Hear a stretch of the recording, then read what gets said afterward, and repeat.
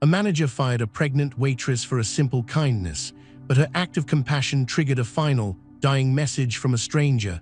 Now, a thunderous response is rolling into town, promising not just justice, but a terrifying new family. Her old life is over. If you're new here, subscribe and comment your location. Now let's begin. You're fired, Stella. Clean out your locker and get off the property. The words hung in the greasy air of the Sunrise Diner, cold and final.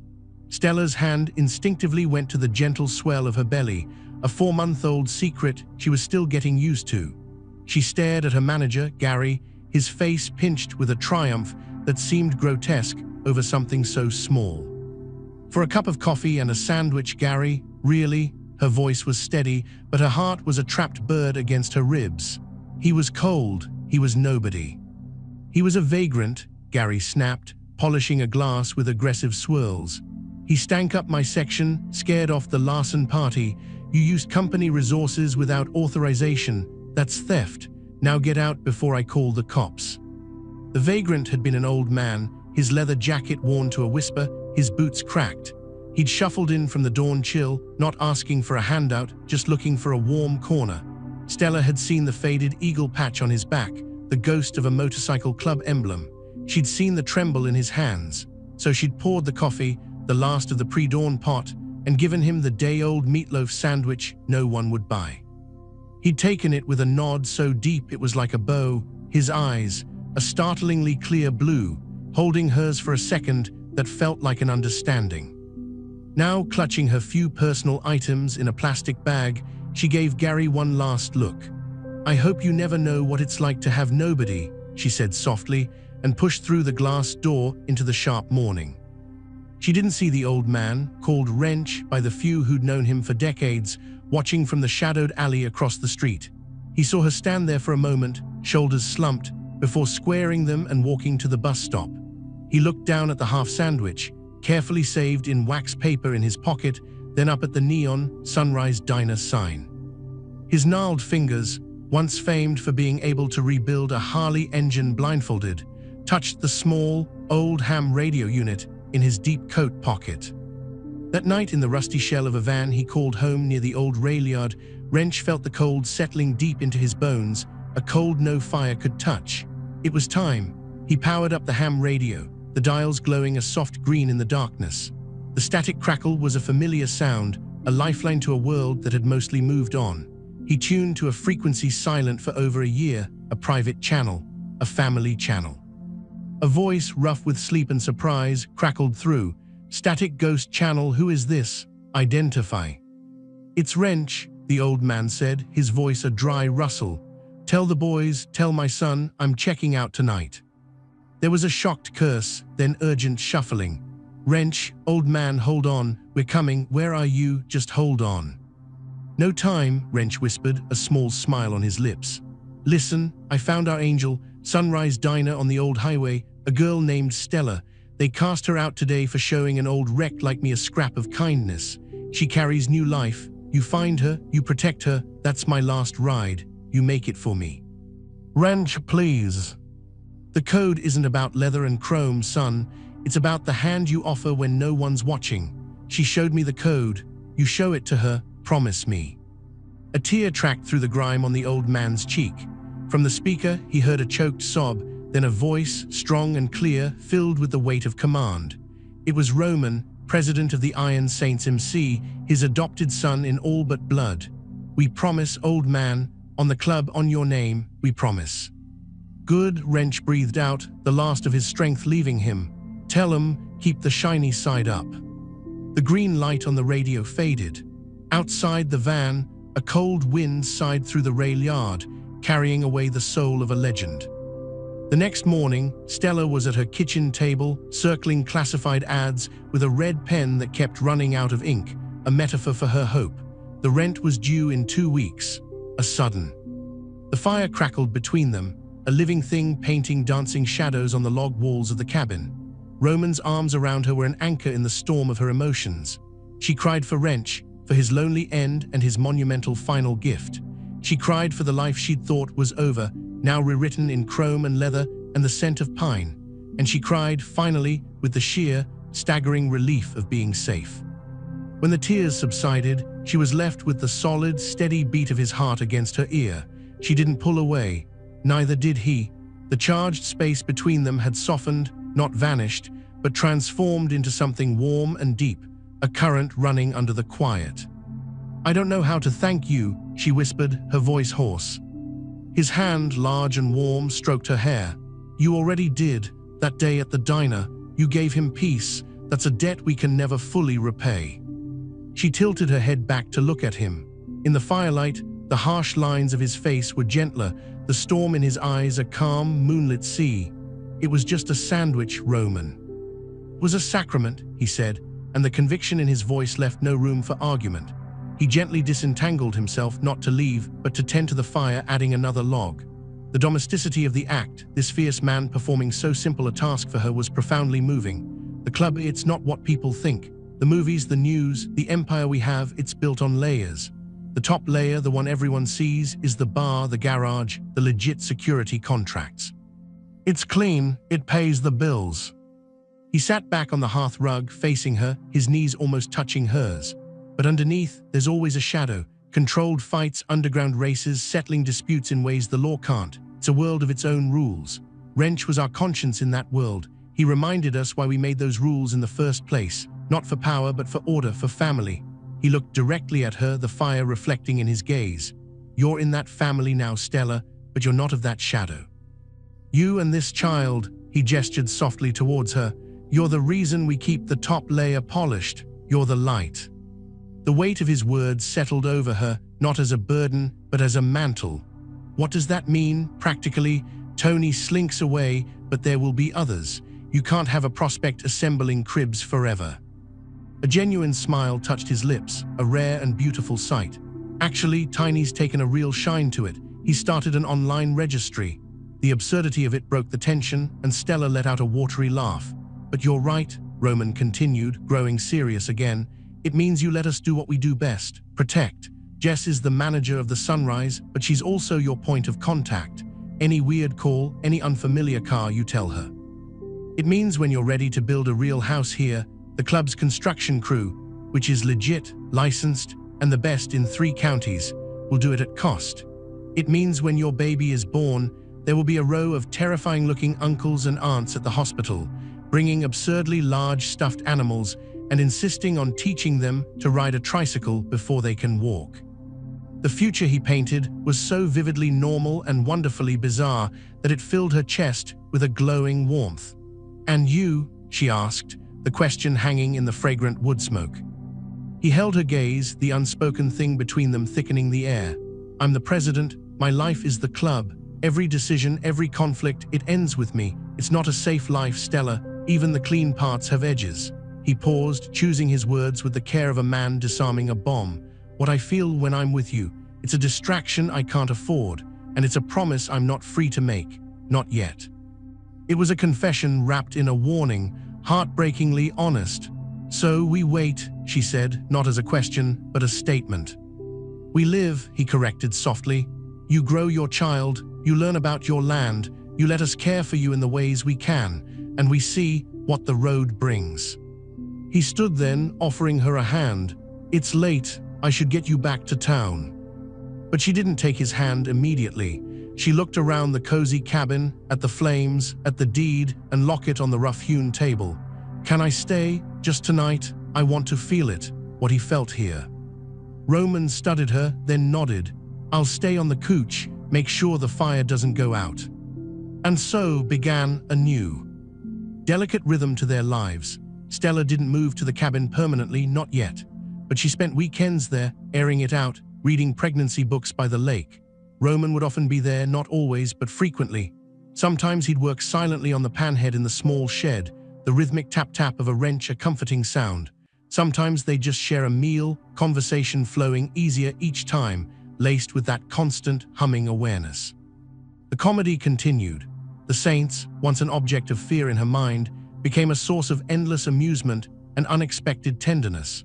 A church group, seeing the intimidating club members coming and going from her apartment with baby gifts, mistakenly assumed the Iron Saints were a charitable ministry for single mothers. They arrived one day with a casserole and pamphlets to be greeted by a very confused but polite Jess. The image of the entire club trying to sit through a proposed prayer meeting in her living room, fidgeting in their cuts, was one Stella would cherish forever. One afternoon, a prospect named Danny, a kid with more enthusiasm than sense, was assigned to teach Stella about motorcycle maintenance. "So you can appreciate your inheritance," Roman had said. The lesson on checking the oil on the panhead turned into a farce when Danny, overeager, over-tightened the drain plug and stripped it. He stood there, pale as milk, staring at the offending part as if it had betrayed him. "Roman's gonna feed me to the damn engine," he whispered, horrified. Stella, instead of being angry, burst out laughing. She fetched her phone and took a picture of his desolate face. "Blackmail material," she teased. When Roman arrived later, she showed him the picture, not the bike. He took one look at Danny's mortified expression, shook his head and muttered, "I'll fix it tomorrow. Go wax the trucks, all of them." The relief on Danny's face was comical. But the shadow Roman spoke of was never far. One evening, as he drove her back from the cabin, his phone buzzed with a specific, insistent tone. His entire demeanor changed. The softness vanished, replaced by a rigid, focused intensity. The storm returned to his eyes, dark and dangerous.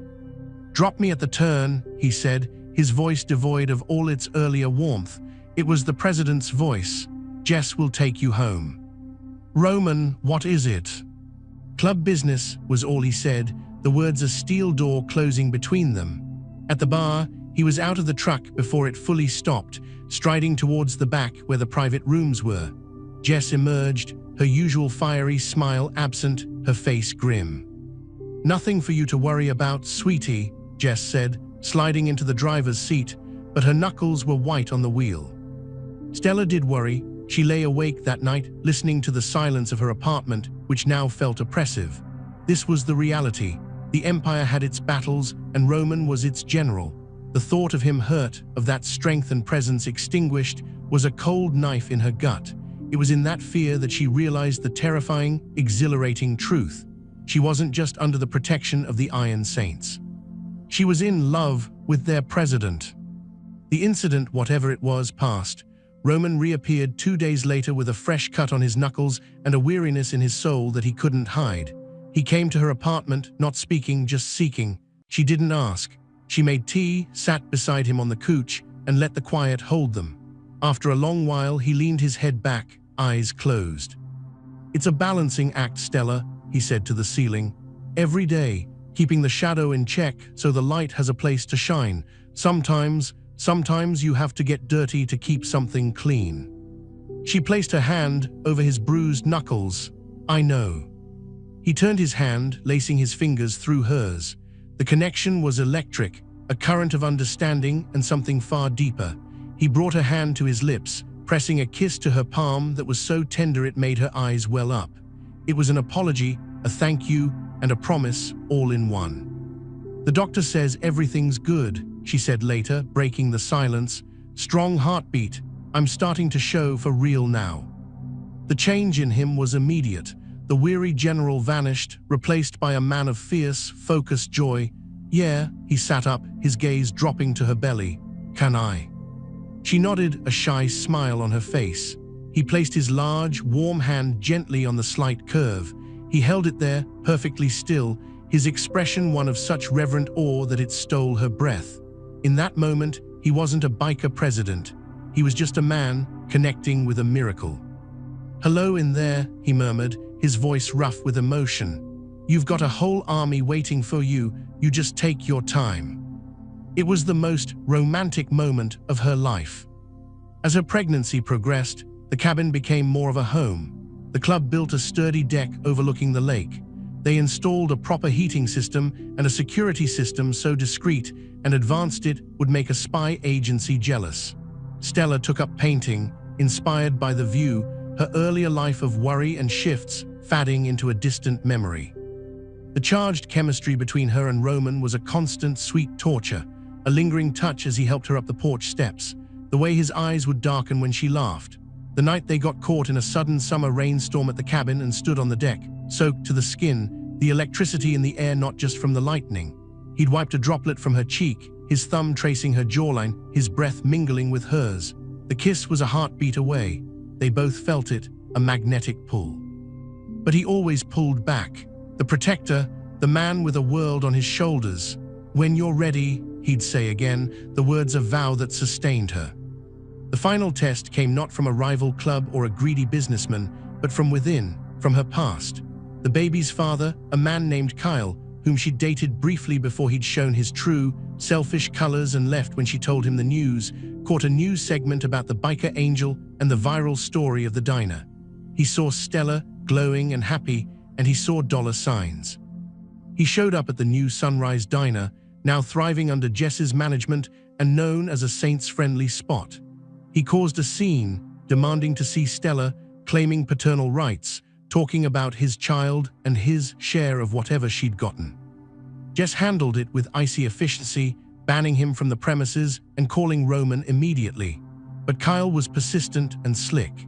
He hired a slimy lawyer and began filing motions, claiming Stella's new environment was dangerous and unfit due to her association with a known motorcycle club. It was a low blow, targeting her greatest joy and her deepest new bonds. The fear returned, cold and slick. Could they really take her child? Could this man who wanted nothing to do with them suddenly have a claim, all because of the family she'd found? Roman's fury was a controlled, terrifying thing. He didn't roar, he didn't smash anything.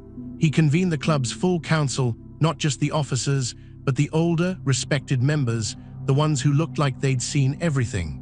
They met in the back of the wrench turn, the air thick with cigar smoke and grim determination. Stella was there at Roman's insistence. "This is about you," he said. "You hear the options." The options presented were, to put it mildly, varied. Some involved the kind of persuasion the club was historically known for, but Roman listened, then shook his head. "No, he's a cockroach. You stamp on one, the others scatter to the walls. This gets done in the light. This gets done so it never comes back." He turned to the club's lawyer, a sharp, impeccably dressed woman named Elena who looked like she could argue with the devil and win. "Elena, you have the floor, use everything, but keep it legal. I want this buried in paperwork so deep he'll need an archaeologist to find his way out." Elena smiled, a predator's grin. "With pleasure, Prez." What followed was a masterclass in legal and financial warfare. The Saints didn't threaten Kyle. They bankrupted him with procedure. They investigated his lawyer for ethics violations. They subpoenaed every financial record Kyle had, uncovering tax discrepancies and dubious business deals. Club members who were private investigators by trade dug into his past, finding former girlfriends he'd abandoned, debts he'd skipped out on. Meanwhile, Stella's life was documented as a model of stability and love. Photos of the safe, beautiful cabin, statements from her doctor about her perfect prenatal care, affidavits from Jess, from Tiny, from her old neighbors, even from a chastened Gary about her character. A child psychologist retained by the club wrote a report on the benefits of a strong, extended support network. The final hearing was a short, brutal affair. Kyle's lawyer, overwhelmed and suddenly facing sanctions of his own, could barely put together a coherent argument. Elena presented their case like a symphony conductor, each piece of evidence a note building to an inevitable crescendo. The judge, a no-nonsense woman, looked at Kyle with undisguised contempt. "Parental rights are built on responsibility, Mr. Denton," she said, her voice crisp. "You have demonstrated none. You have demonstrated only opportunism. The petition for custody is denied. Furthermore, your request for child support from Ms. Adkins is denied. You will pay her legal fees, and I am issuing a restraining order, barring you from contacting her or coming within 500 feet of her or the child, effective immediately." It was over, not with a roar of engines, but with the quiet, decisive slam of a gavel. Outside the courthouse, the entire club was waiting, a wall of leather and silent strength. They hadn't gone in, knowing their presence could be misconstrued, but they were there. As Stella walked out, Elena by her side, a sob of relief broke from her chest. Roman stepped forward. He didn't hug her, not there in front of the cameras that had gathered, but he took her hand, lifted it, and pressed a kiss to her knuckles, his eyes holding hers with a ferocious pride. "Let's go home, Angel," he said. That night at the cabin, under a blanket of stars so thick it felt like you could reach up and stir them, the last barrier fell. The threat was gone. The legalities were settled. Her heart was full, and her body hummed with a love and gratitude so vast it had to find an outlet. They were on the deck again. She turned to him, took his face in her hands, and finally bridged the charged space between them. She kissed him. It was not a gentle kiss. It was a conflagration. Months of pent-up longing, of stolen glances and aborted touches, exploded into a heat that consumed them both. He groaned, a raw, hungry sound, and his arms came around her, pulling her tight against him as if he wanted to erase all space between them forever. It was passionate, desperate, and profoundly right. The world narrowed to the feel of his lips, the taste of him, the solid strength of him holding her as if she were the most precious, fragile, and necessary thing in his universe. When they finally broke apart, breathless, foreheads resting together, the world had irrevocably changed. "No more waiting," he whispered, his voice ragged with emotion. "No more waiting," she agreed. The birth of the baby was, predictably, an event the likes of which the county hospital had never seen. Stella went into labor in the early hours, and by the time Roman got her to the maternity ward, the word had spread through the club's communication network like wildfire. When a healthy, squalling baby boy named Samuel Wrench Adkins made his entrance into the world, the hallway outside was packed, not with rowdy bikers, but with a quiet, respectful congregation. Tiny had a giant, ridiculous teddy bear. Jess had a tiny, perfect leather jacket, club patch and all. There were flowers, balloons, and a cooler full of food for the nursing staff, courtesy of the diner. Roman was the first to hold him after Stella. He cradled the tiny bundle with an expertise that surprised her, his big finger caught in the baby's even smaller fist. He looked from the baby to Stella, his eyes shining with a sheen of tears he didn't bother to hide. "He's perfect," Roman breathed. "You're perfect." Life found its new, beautiful rhythm. Stella and Samuel lived at the cabin full-time. Roman split his time between the club's business and them, his presence becoming a constant, beloved part of their days. He never moved in officially, the club still required his leadership, but his toothbrush was there, his clothes filled a drawer, and his boots by the door were a familiar sight. One evening, months later, with Sam asleep in his crib and the lake reflecting a peach-colored sunset, Roman led Stella outside to the panhead. It was gleaming, a monument to the past and a key to the present. "Wrench gave you the sidecar," Roman said, his voice low. "I think it's time you learned to ride the bike." Her eyes went wide. "Me, Roman, I've never." "I'll teach you every Sunday, it's part of your legacy." And he took a small box from his pocket, not a ring box, a small polished wooden box. Inside, on a bed of velvet, was a small, delicate patch. It was a miniature version of the club's winged skull and wrench, but beneath it, instead of Iron Saints, it read simply, "Property of." "It's not a full patch," he said quickly, seeing her stunned expression. "That's earned, and it's a road you don't need to walk, but this is for family who ride with us, who are one of us in heart, for you and for Sam when he's older, if you want it." Tears, happy ones, filled her eyes. She took the patch, running her fingers over the intricate stitching. It was an acceptance deeper than any deed, any vow. It was belonging, stitched in thread. "I want it," she said, her voice thick. He smiled, that full, beautiful smile that was hers alone. He took the patch, and with careful, deliberate hands, used a strip of leather to affix it to the back of her favorite denim jacket. When he was done, he turned her to face him, his hands on her shoulders. "Stella," he said, the word full of gravity and love. "This life with me, it's not always going to be sunsets on the lake. The shadow is still there. My phone will still ring in the night. But I promise you this, you will never be alone, you will never be unsafe, and you will always, always be loved. By me, by the club, by the memory of an old man who saw an angel in a diner." She reached up, touching his face. "I'm not an angel, Roman. I'm just a woman who was lost. And you, all of you, you gave me a road to ride, a family to ride with. That's all I've ever wanted." He kissed her then, under the vast, darkening sky, with the gentle lap of the lake as their witness and the quiet purr of a 59 panhead waiting nearby. The road ahead was long and winding, leading into shadows and sunlight alike.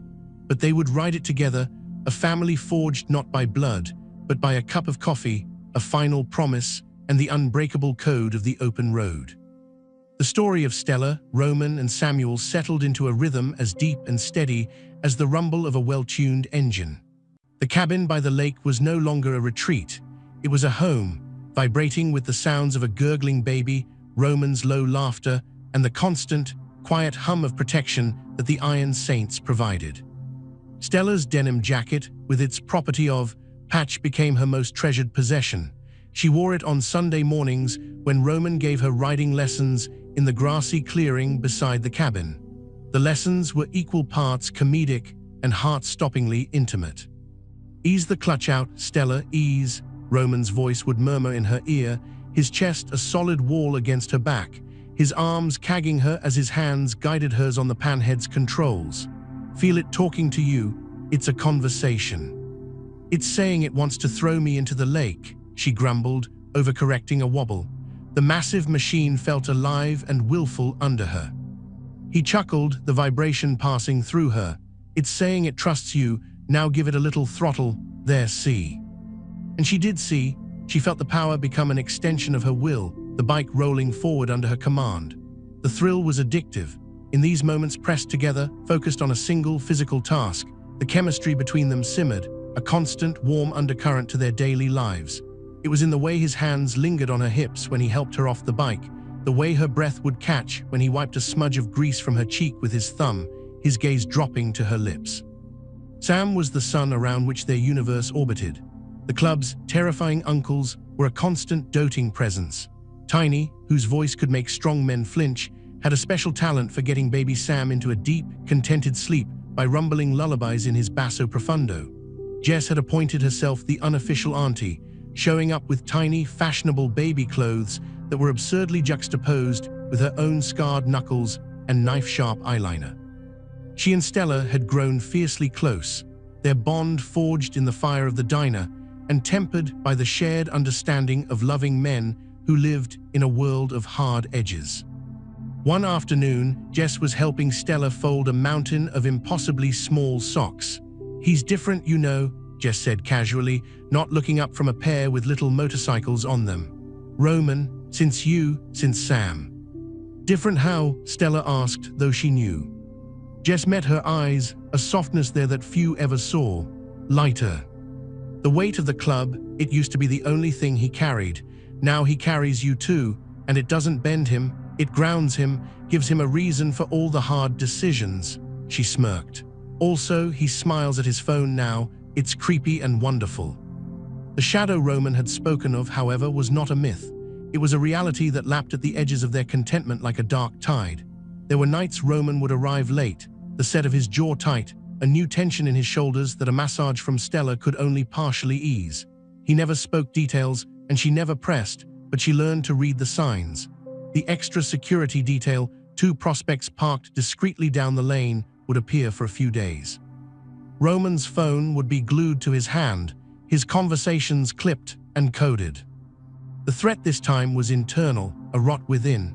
A mid-level chapter president from a town over, a man named Grinder, had grown ambitious and greedy. He was skimming from club runs, flirting with trafficking substances the Iron Saints had strictly forbidden, and building a small, loyal faction. He saw Roman's focus on his new family as a weakness, a distraction from the club's real business in the shadows. Rumors reached Roman through the network, whispers of discontent and dangerous ambition. A meeting was called, a church session of the full council at the wrench turn. The air was thick with a different kind of tension, not the united front against an external enemy, but the sickly chill of a possible civil war. Stella felt it in the atmosphere when Roman left that night. He kissed her and Sam goodbye with a finality that made her blood run cold. "Lock up, use the system, Jess and Tiny are on the perimeter," was all he said. The wait was agony. She paced the cabin, Sam asleep in his crib, the baby monitor clutched in her hand like a talisman. She stared at the security monitors, seeing nothing but the peaceful, moonlit trees. The silence was deafening. At the bar, the scene was tense. Roman sat at the head of the scarred oak table, his officer, his VP, sergeant at arms, and treasurer flanking him. Grinder sat across, flanked by two of his lieutenants, their expressions defiant. "You're breaking the code, Grinder," Roman said, his voice dangerously calm. "Skimming, pushing poison, you divide the club." "The club's gone soft," Grinder spat, his face flushed. "Rides for pregnant waitresses, building decks. We're a motorcycle club, not a damn charity. We're leaving money on the table while you play house." Roman didn't raise his voice. He leaned forward, and the sheer force of his presence made the room feel smaller. "The club is a family. Wrench taught us that. The money, the power, it means nothing if it costs the soul of this family. You've lost sight of the soul." "Soul doesn't pay the bills, Prez," Grinder sneered. "Loyalty does," Roman fired back. "And you have none, you're out. You hand over your patch, your chapter dissolves. You walk away from the saints, from the life, completely." Grinder's eyes bulged. Being cast out was a fate worse than death. "Or what? You gonna have your pet monster Tiny break my legs?" He glanced at the massive man, who merely stared back, impassive. Roman's smile was thin and cold. "No, we do it by the book you forgot. We vote, right here, right now, all in favor of upholding the president's decision and stripping Grinder of his status." Every hand around the table, except Grinder and his two men, went up. It wasn't even close. The old guard, the veterans, the members who remembered Wrench, they all voted with Roman.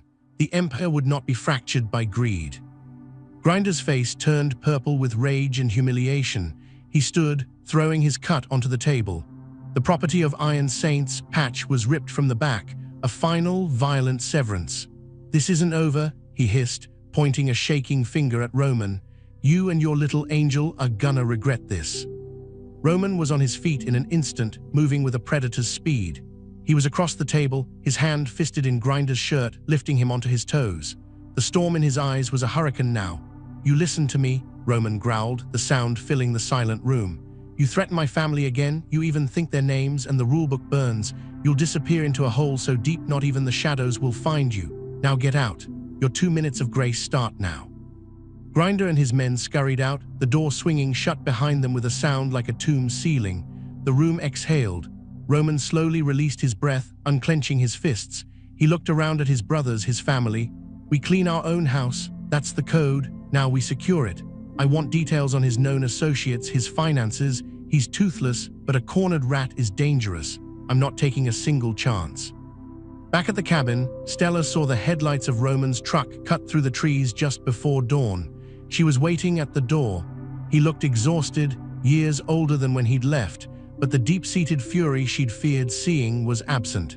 In its place was a grim satisfaction and a profound weariness. He walked in, went straight to Sam's crib, and stood watching the sleeping baby for a long moment, as if reaffirming his purpose. Then he turned to Stella and pulled her into a crushing embrace, burying his face in her hair. "It's handled," he murmured. "He's gone." She didn't ask for details. She simply held him, absorbing his tension, offering silent strength. Later, as they lay in bed, the first gray light of morning filtering through the pines, he spoke into the darkness. "He threatened you, both of you. For a second, I saw red, pure killing red." His voice was raw, the old me that would have been the end of it. "But I saw Wrench's face in my mind, I heard his voice. The code is about the hand you offer. And I knew the strength isn't in ending the threat. It's in building something the threat can't touch. Something worth protecting. You and him, you're that something, Stella. You're my code now." Tears slipped silently down Stella's temples into her hair. She turned and kissed him, a kiss of understanding, of acceptance, of shared burden. The love that flowed between them then was not the fiery passion of their first kiss, but something deeper, more resilient, a forged steel bond, tempered in the realities of his world and sanctified by the life they were building together. In the weeks that followed, the heightened security remained, but a new normalcy descended. With Grinder's faction dismantled, a renewed sense of unity solidified the club. The legit businesses flourished. The diner became a community hub. The garage won a contract to service the county's fleet vehicles. And Stella, one crisp autumn Sunday, finally took her first solo ride. Roman stood in the clearing, Sam bundled in his arms as she kick-started the panhead. The engine roared to life, a sound that was now a part of her soul's soundtrack. She looked at them, her man, her son, her family, gave a nervous, triumphant smile and let out the clutch. The bike rolled forward, steady and true. She navigated the clearing, making a slow, wide circle, the wind in her hair, the power of Wrench's legacy humming beneath her. It was freedom, it was belonging. It was a love letter written in gasoline and grace. As she pulled to a stop in front of them, cutting the engine, the sudden quiet was filled with the sound of Sam's delighted clapping and Roman's low, proud whistle. "How'd it feel, Angel?" he asked, his eyes shining. Stella took off her helmet, her face flushed with joy. She looked at the property of patch on her jacket, then at the two most important people in her world. "It felt," she said, her voice clear and strong, "like coming home."